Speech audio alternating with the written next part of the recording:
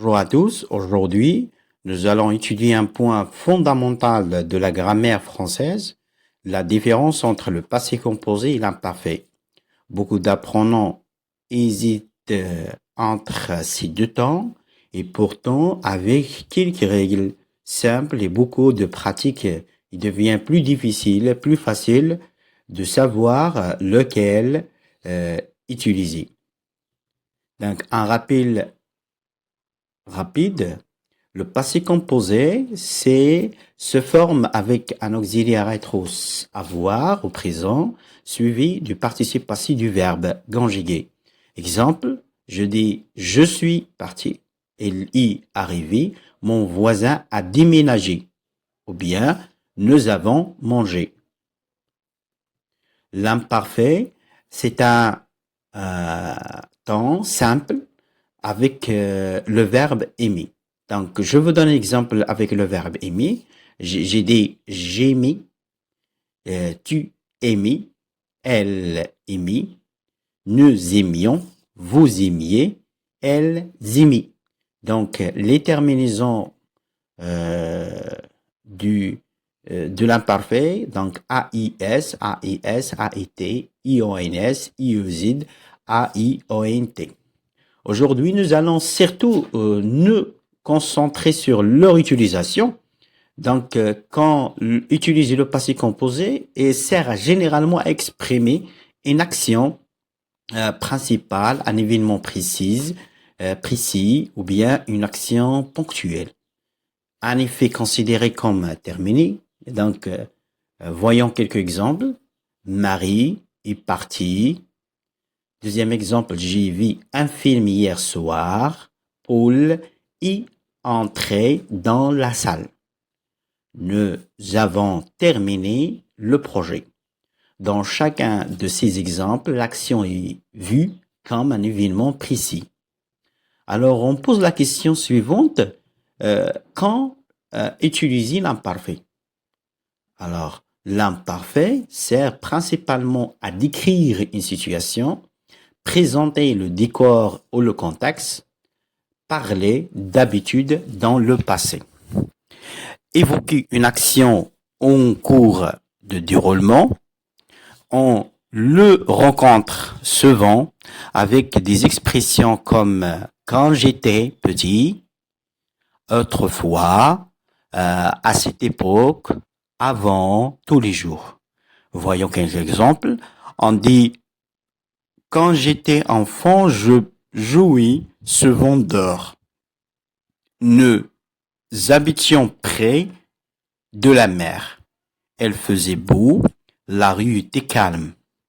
Ici, on décrit la situation plutôt qu'un événement ponctuel.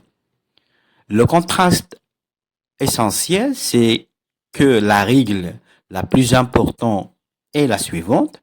Donc, l'imparfait décrit le contexte et le passé composé raconte l'événement.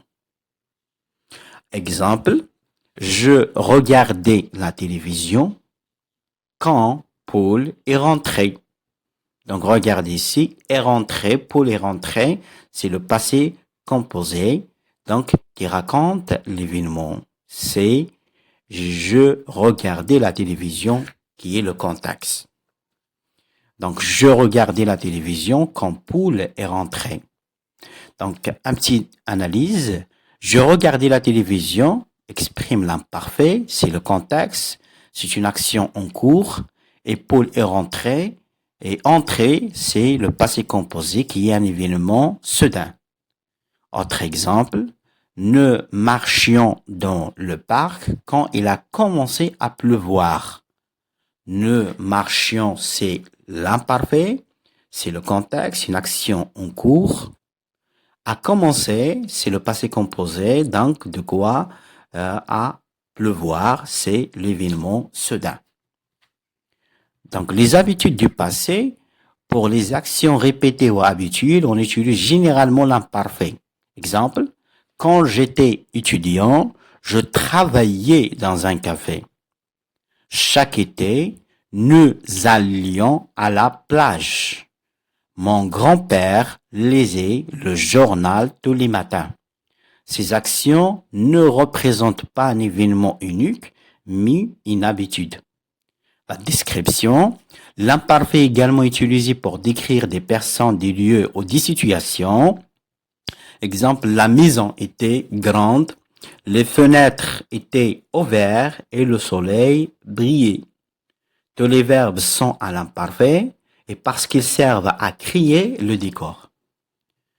Quand les deux temps sont possibles, donc on a des cas exceptionnels, dans certaines phrases, le passé composé et l'imparfait peuvent être utilisés, mais avec une nuance du son.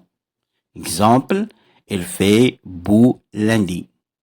Ou bien, quand on considère la journée comme un événement terminé. Exemple, elle faisait beau lundi. On assiste davantage sur la situation météorologique pendant cette journée. Et les deux phrases sont correctes, mais ils ne mettent pas l'accent sur la même chose. Exemple complet. Quand j'étais petit, je passais mes vacances à la mer. Un jour, pendant que je nageais, un bateau est paru au loin. Il est apparu au loin. Voilà. Donc, une petite analyse. J'étais petit, c'est l'imparfait, c'est le contexte. Je passais mes vacances en cours, c'est l'imparfait. Donc, une habitude. Et je nageais, toujours l'imparfait, une action en cours. Et un bateau y apparu. C'est l'événement soudain. C'est le passé composé. La méthode simple pour choisir, pose-toi la question suivante. Est-ce que je décris une situation ou une habitude? À l'imparfait. Donc, c'est l'imparfait. Situation, c'est le contexte. Est-ce que je raconte un événement précis qui fait avancer l'histoire? Là, je vais utiliser le passé composé. Donc, cette méthode fonctionne dans la majorité des cas.